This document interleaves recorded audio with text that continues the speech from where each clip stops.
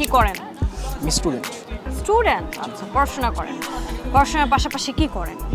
পড়াশোনার পাশাপাশি ঘুমাই।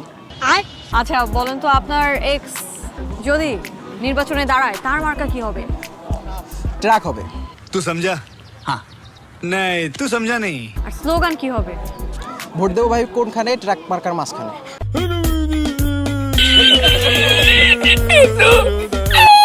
আপনার বাবা যদি ভোটে দাঁড়ায়, হ্যাঁ, আপনি কোন স্লোগানে তাকে ডাকবেন? নির্বাচনের মাঠে সবাই ভাই। আমার আব্বু নির্বাচনে দাঁড়াইছিল, আমি তার ভাই বলছি। ভাই বলেছেন? কি বলেছেন? বলছি জাকির ভাইকে সবাই ভোট দেবে।